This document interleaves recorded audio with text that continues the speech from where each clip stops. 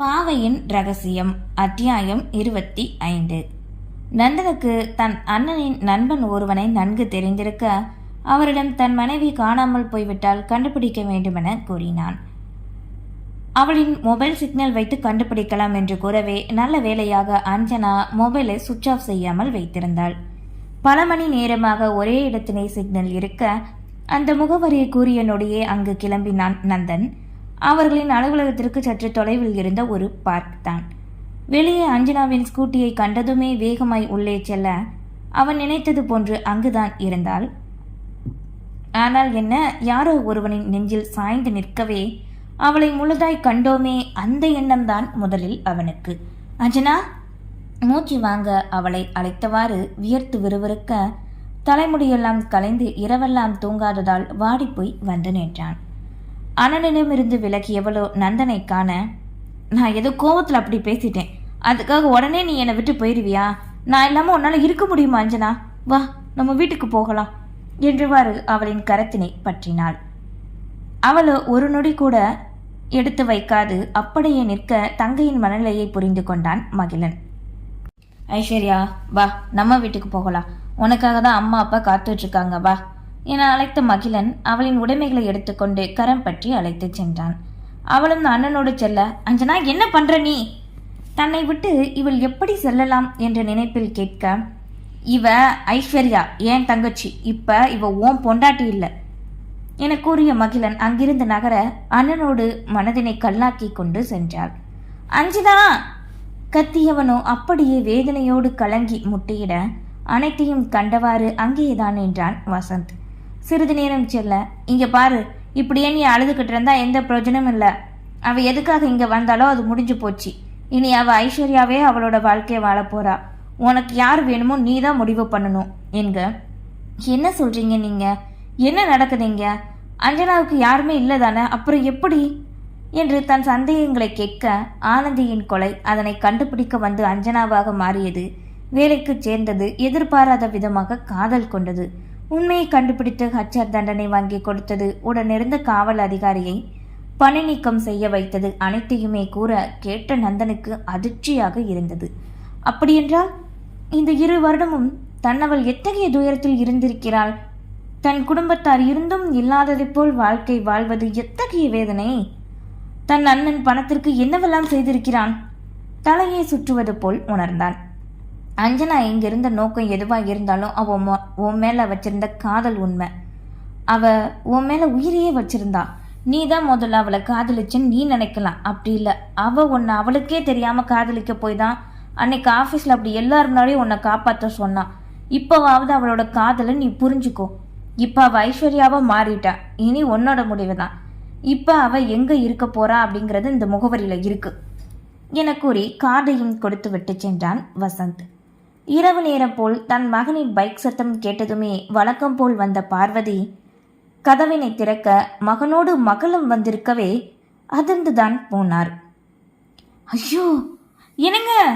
உள்ளே இருந்த தன் கணவனை கண்டு அழைத்தவரோ இறந்தவள் திரும்பி வந்து விட்டால் எந்த அன்னையால் தான் அதனை சட்டென தாங்கிக் கொள்ள முடியும்? இன்ப அதிர்ச்சியில் திளைத்துத்தான் போனார். ஐஸ்வர்யா, என் கண்ணே! அழுகையோடு வர, அம்மா! உடைந்து போனவளும் வேகமோடு ஓடி வந்து அணைத்து கொண்டாள். என் கண்ணு, நீ உயிரோட தான் இருக்கிய தங்கம்? அவளை வருடி தொட்டு தழுவி ஆராய்ந்து பார்த்து முத்தமலை பொழிய சத்தம் கேட்டு வந்த சிவராமுக்கோ விழிகள் காணும் காட்சி நம்ப முடியவில்லை.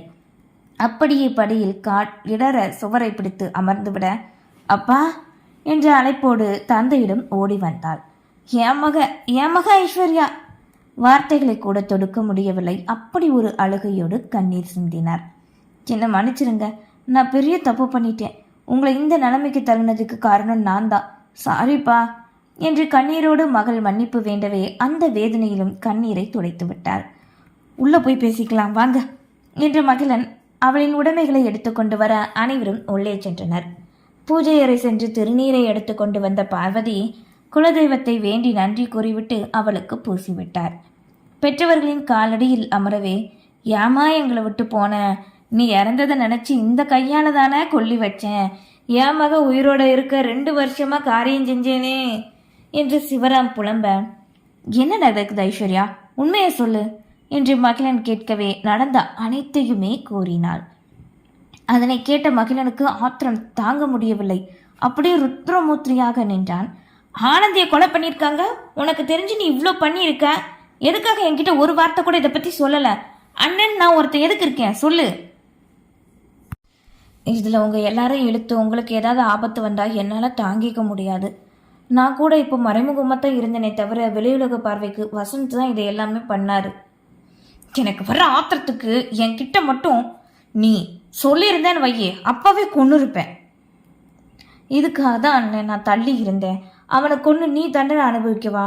ஏற்கனவே அக்கா நம்மளை விட்டு போயிட்டான், இதில் நீயும் ஜெயிலுக்கு போகவா சொல்லு? இப்போதான் அவனுக்கான தண்டனை கிடைச்சிருச்சுல என்கவே. இனி ஓ வாழ்க்கை என்னாக ஐஸ்வர்யா?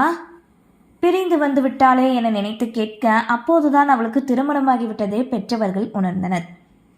தங்கத்தாலி செயினில் போட்டிருந்ததால் அவர்களுக்கு தெரியாது போக, நீ கல்யாணம் பண்ணிக்கிட்டியாமா என்க தலையசித்தவளோ தன் மாங்கல்யத்தை காட்டினாள். என் சூழ்நிலை அப்போ அப்படி இருந்தது, அதான் உங்கள் யார்கிட்டையும் சொல்லாமல் கல்யாணம் பண்ண வேண்டியதாக போச்சு, என்னை மன்னிச்சிருங்க என்று தங்களின் திருமணம் எப்படி நடந்தது என்றும் நந்தனை பற்றியும் கூறினாள். மாப்பிள்ளை எங்கம்மா, நீ மட்டும் வந்திருக்க என்று பார்வதி ஆவலோடு கேட்க உதடு துடிக்க அமைதியாக இருந்தாள். அம்மா, இப்போ அவங்களுக்குள்ள ஒரு சின்ன பிரச்சனை என்று தான் யூகித்து சரியாகி போனதை வைத்து மகிழன் கூறவே அதிர்ந்தனர் பெற்றவர்கள். அதிர்ச்சி மேல் அதிர்ச்சி அவர்களால் தாங்க முடியவில்லை. அப்போ இனி நம்ம பொண்ணோட வாழ்க்கை? பார்வதியோ பதற, கவலைப்படாதீங்க, நந்தன் என்னைக்கும் என்னை விட மாட்டார். எனக்கு தான் அவர் மேலே இப்போ கோவமே தவிர அவருக்கு என் மேலே இல்லை. என்னை தேடி மறுபடியும் வருவார், எனக்கு கொஞ்சம் நேரம் தேவைப்படுது என்க. சரிம்மா, என்னமோ எப்படியோ ஆகி போச்சு, இனி நடந்ததை பற்றி என்ன பேச? எங்களுக்கு நீ உயிரோட எங்ககிட்ட வந்ததே போதும். போமா, போய் குளிச்சுட்டு வா, நான் உனக்கு பிடிச்சதை சமைச்சு வைக்கேன் என்கவே அங்கிருந்த ஒரு அறைக்குள் தன் உடைமைகளோடு நுழைந்தாள். அடித்திருந்தால் கூட வலி குறைய மறந்துவிடும். ஆனால் வார்த்தைகள் தன்னவன் கூறியது தீராத வடுவானதாக மாறியது.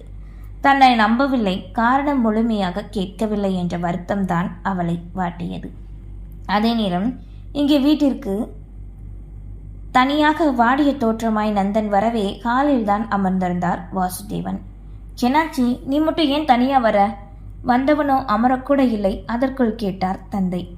கையிலிருந்த முகவரியை காட்டியவனோ, அவளோட அப்பா அம்மா கூட இருக்கா என்றான். என்ன சொல்ற நீ? அவளுக்கு தான் யாருமே இல்லையே. நம்ப முடியாது கேட்க, நான் அவளை காதலிச்சேனே தவிர முழுசா புரிஞ்சிக்காம போயிட்டேன்ப்பா. என்னை ஏத்துப்பாலா தெரில, நான் மனசனே இல்லை என்று புலம்பவே போதையோடு வீட்டுக்குள் நுழைந்தான் நிதின். அவனுக்கு மது பழக்கம் இருப்பது கூட அன்றுதான் பெற்றவர்களுக்கு தெரிய வந்தது.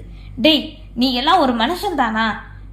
நான் உன் தம்பின்னு சொல்ல வெக்கமா இருக்கு. பணத்துக்காக என்ன வேணாலும் பண்ணுவியா என்று அண்ணனின் சட்டையை பிடித்து கொண்டு கேட்க, விடுடா, என்ன தப்பு பண்ணது ஓம் பொண்டாட்டி கூறு முன்னே கழுத்தை நெறித்தான். மனோகரி வந்து பிரித்தெடுக்க, என்ன நடக்குது? இவன் உன் அண்ணன்டா என்க. இல்லவே இல்லை கத்தினான். ஒரு பொண்ணோக்கு கொலையை பணத்துக்காக தற்கொலையா மாத்திருக்கான் இவன். அதனால அந்த பொண்ணோட குடும்பம் எவ்வளோ அவமானப்பட்டாங்க தெரியுமா என்று தன் மனைவியின் குடும்பத்தாரை பற்றி கூறவே அனைவருமே இதனை எதிர்பார்க்கவில்லை. மனோகரியோ தன் மகனை அற்பமாய்த்தான் பார்க்க சின்மயியை தூக்கி கொண்டு அறைக்குள் நுழைந்தாள் கவினையா. இனி தன் மகளுக்கு தாய் மட்டுமே என்ற நினைப்போடு சென்றாள். அங்கே பெரும் அமைதி நிலவ அப்படியே பொத்தன அமர்ந்தான் நந்தன். பின் நாட்கள் கடக்க நிதினுக்கு நீதிமன்றத்தில் பணி நீக்கம் செய்வதற்கு உத்தரவு இட, பணத்திற்கு ஆசைப்பட்டதற்கு சிறப்பான தண்டனை வெற்றிகரமாக கிடைத்தது. ஒரு வாரம் கடந்துவிட்ட நிலையில் இங்கே தன் குடும்பத்தாரோடு சந்தோஷமாக இருந்தாலும் உள்ளுக்குள் இன்னும் தன்னவன் வரவில்லையே என்ற ஏக்கம்தான். அவளை காணாத நாட்களை கடத்தவே சிரமப்பட்டான். இந்த இடைப்பட்ட நாட்களில் ஏக்கம் அதிகரிக்க அவன் கூறிய வார்த்தைகள் கூட மறந்துதான் போனது. ஒவ்வொரு நொடியும் காத்திருக்க ஆரம்பித்தாள். இங்கே தன்னை ஏற்றுக்கொள்வாளா தன்னவள்? எந்த முகத்தை வைத்து அவளின் முன்னே சென்று நிற்க முடியும் என்ற எண்ணத்தோடு நந்தன் இருக்க பொறுமை இழந்தார் அவனின் தந்தை. வாடா, மருமகளை கூட்டிட்டு வரலாம், இதுக்கு மேல நீ போய் கூட்டிட்டு வருவேன்னு எனக்கு நம்பிக்கை இல்லை என்று அவனின் தந்தை வந்து கூற, நானும் வரேன் உங்க கூட என்றவாறு அவர்களின் முன்வந்து நின்றார் மனோகரி. நாங்களும் வரோம் என்ற குரல் அவர்களுக்கு பின்னிருந்து வர, சின்மயி, கவினையா, தீப்தி மூவரும் நின்றிருந்தனர். தண்டனை பெற்ற பின்னே தவறென்ன என்பது புரிந்து கொண்டவனோ கையில் இருந்த பணத்தை வைத்து ஏதாவது கடை வைக்கும் எண்ணத்தில் இருந்தான். வீட்டார் யாருமே உதவி செய்ய மாட்டோம் என்று கூறிவிட, மனைவியும் மனம் மாறினால் என் மனம் ஒத்துக்கொண்டால் மட்டும் ஏற்கிறேன் என்றிடவே அடிபட்ட பாம்பாக வலம் வந்தான் நிதின். காலை நேரம் மகிழன் வேலைக்கு செல்ல கிளம்பி வெளியே வர அவர்களின் வீட்டின் முன் சரியாக கார் வந்து நின்றது. அதிலிருந்து இறங்கியவர்களை கண்டதுமே யார் என அறிந்து கொண்டான். அம்மா, அப்பா. அழைத்தவனோ வந்தவர்களை அழைக்காது வாசலிலே நிற்க சத்தம் கேட்டு உள்ளிருந்து மூவருமே வந்தனர். தன் புகுந்த வீட்டாரை கண்ட அஞ்சனாவோ தயக்கத்தோடு நிற்க, உள்ள வாங்க என்னை கூப்பிட மாட்டேயாம்மா என்று மாமனார் வாய் திறந்த பின்னே பெற்றவர்களுக்கு வந்தவர்கள் யார் என கூறினான் மகிழன். உடனே தன் சம்பந்தி வீட்டாரை இன்முகமாக வரவேற்று உபசரிக்க, சின்மயுமோ தன் சித்தியை ஓடி வந்து அழைத்து கொண்டாள். மௌனமோடு அஞ்சனா நிற்க தன்னவளை தான் மன்னிப்பு பார்வையோடு கண்டான் நந்தன். சிறிது நேரம் நலம் விசாரித்து குடும்பத்தார் பற்றி பேசிவிட்டு, நாங்க எங்க மருமகளை முறைப்படி புகுந்து வீட்டுக்கு கூட்டிட்டு போக வந்திருக்கோம் என்க அவர்களோ மகளைத்தான் கண்டனர். போடா, போய் மன்னிப்பு கேளு.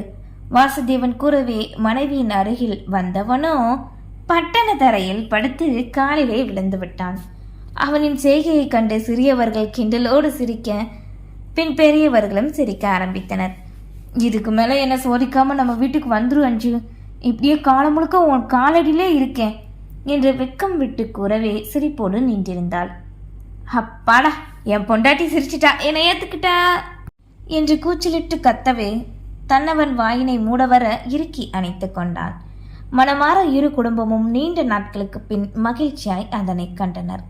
இவர்களின் இந்த மகிழ்ச்சி வருங்காலத்தில் இரட்டிப்பாக மாறும் என்பது போல் தீப்தி, மகிழன் இருவரும் ஒருவரை ஒருவர் நேசமோடு பார்த்து கொண்டனர்.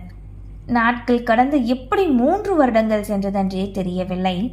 தீப்தி, மகிழன் இருவருக்கும் திருமணம் அன்று வெகு விமர்சையாக நடந்தது. மனதார இரு குடும்பத்தாரும் இணைந்து நடத்தினர். அஞ்சனாவின் வழி நடத்துதலால் குடும்பத்தார் அனைவரும் மகிழ்வோடு இருக்க, அவளை பேசி தன் அண்ணன் மற்றும் நாத்தனாரின் திருமணத்தை நடைபெற வைத்தாள். நிதின் இப்போது சூப்பர் மார்க்கெட் ஒன்றை நடத்தி நல்ல முறையில் செயல்பட்டு வருகிறான். அவனின் உலகமே மகள் என்ற நிலைக்கு வந்திருந்தான். பெண்ணவளின் உண்மையான பாசம் என்ன என்பதை மனைவியின் மூலம் அறிய தவறியவன் மகளின் மூலம் அறிந்து கொண்டான். மனமுவர்ந்து அஞ்சனாவின் குடும்பத்தாரிடம் மன்னிப்பு வேண்டினான். குமரனின் தந்தையோ முக்கிய பதவியில் இருக்க தன் மகனை வெளியே எடுக்க உதவி செய்ய மாட்டேன் என்று கூறிவிட்டார். எங்கே மகனுக்கு உதவி செய்தால் மக்களின் மத்தியில் தன் பெயர் கெட்டுவிடுமோ என்று யோசித்தால் ஆயுள் தண்டனையை அனுபவித்தான். அஞ்சனா, நந்தன் இருவரின் காதலுக்கு அடையாளமாக இப்போது அவர்களுக்கு ஒரு ஆண் குழந்தை இருந்தது. கவினையா தன் சம்பாத்தியத்தை வைத்து மகளை செழிப்பாய் வளர்க்க ஆரம்பித்தாள். ஒரு வழியாக அனைவரும் இன்பமாக அவர்களின் வாழ்க்கையை வாழ ஆரம்பிக்க, கவினையாவும் சற்று கணவனை ஏற்றுக்கொள்ள தயாராகினாள். வசந்தையும் திருமணத்திற்கு அவர்களின் வீட்டில் சம்மதிக்க வைக்க, காதலியை தெய்வமாக நினைக்க ஆரம்பித்தான். பாவை அவளின் ரகசியம் வெற்றியை கண்டுவிட அவளும் வாழ்க்கையில் வெற்றியை கண்டாள். இந்த இன்பம் எப்போதும் நிலைக்கும் என்ற நம்பிக்கையில் நாம் சென்று வருவோம். நன்றி. இந்த கதைக்கு எனக்கு ஆதரவு கொடுத்தவங்க எல்லாருக்குமே ரொம்ப ரொம்ப நன்றி. அடுத்து நான் ஒரு ரீஅப்லோட் ஸ்டோரி பண்ணுறேன். அதுக்கப்புறம் நான் நியூ ஸ்டோரி பண்ணுறேன். ஏன்னா ஆன்கோயிங் இப்போ தான் நான் எழுதிக்கிட்டு இருக்கேன். என்னால் டக்குன்னு அந்த ஸ்டோரியை போட முடியாது. எழுதி முடித்ததுமே உங்களுக்கு போட ஆரம்பிக்கிறேன். அது வரைக்கும் ஏற்கனவே போட்ட கதையை ரீடிங் மோடில் போடுறேன். ரொம்ப நன்றி.